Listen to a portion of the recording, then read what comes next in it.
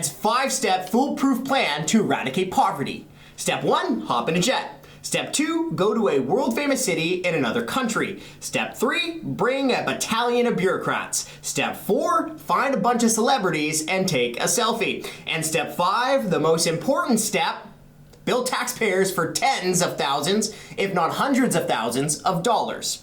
Come to think of it, that's this government's plan for everything. Take the latest example. The Trudeau government spent $61,000 to book rooms at the 5-star Intercontinental New York Barclay Hotel. Now, why did the government spend $61,000 on hotel rooms in Manhattan? To attend a 2-day anti-poverty summit, of course. In total, they booked 39 rooms at the New York hotel. Now, in Trudeau's defense, he had to bring his official photographer and videographer. I mean, how do you fight poverty without them? Now, who knows how much the government ended up spending in total on things like food and flights, but what we do know is that this government has a long history of billing taxpayers a ton of money when it flies internationally. Let's take Trudeau's trip in England last fall to the Queen's funeral as another example. Someone in the government decided to stay in a $6,000 per night luxury hotel suite.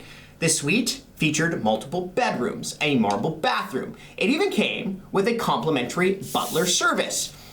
But the government didn't want to tell you who stayed in that room. So the Canadian Taxpayers Federation filed an access to information request. When we got the answer back, the name had been redacted. Bureaucrats wrote the name down, then they blacked it out.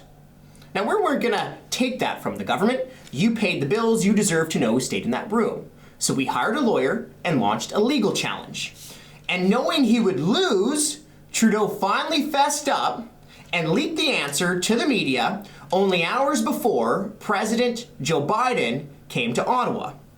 In other words, Trudeau tried to bury the story. Why would he do that? Because it was him who stayed in the room. He's the one who charged you for the $6,000 per night hotel stay. But it doesn't stop there. Because racking up huge bills flying to international conferences isn't just a tactic the feds use to eradicate poverty. The feds also fly internationally and rack up huge bills in their attempt to eradicate climate change. Remember COP26, the UN's climate conference in Glasgow, Scotland? Well, the government of Canada flew 276 delegates to attend that international conference.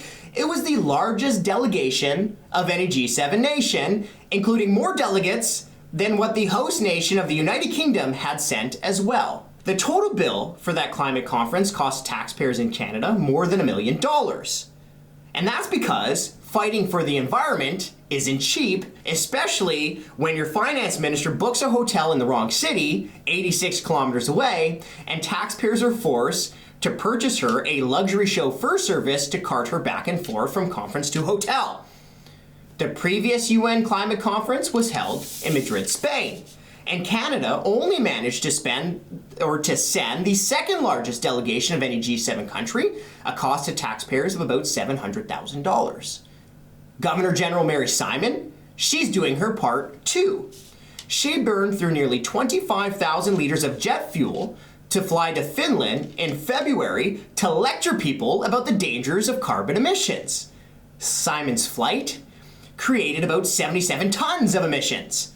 That's the equivalent of 22 single-passenger cars driving for an entire year.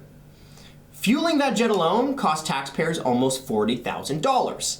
But that's flying on the cheap for Simon. Last March, Simon and her 29-person entourage spent almost $100,000 on airplane food to go to Dubai for Expo 2020 on a week-long trip. Almost $100,000 on airplane food. When grilled on the costs, bureaucrats said they couldn't find the receipts. Well, all right then, case closed, I guess. Only one problem. The Canadian Taxpayers Federation had already found those lost receipts. We obtained them through another access to information request. And those receipts showed that Simon and Company ordered meals you'd expect to see on a fine dining menu.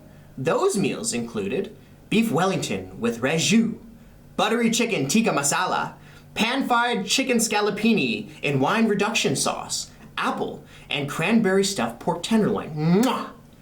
Kind of like normal airline food that you'd get on Air Canada or WestJet, hey Canadians? And let's not forget another trip. This time, Simon and her entourage of 32 people spent $700,000 going to a German book fair. Now, it's clear that this government loves spending buckets of cash, buckets of taxpayers' cash, flying internationally. What's not clear is what value, if any, you, Canadian taxpayer, are getting from it.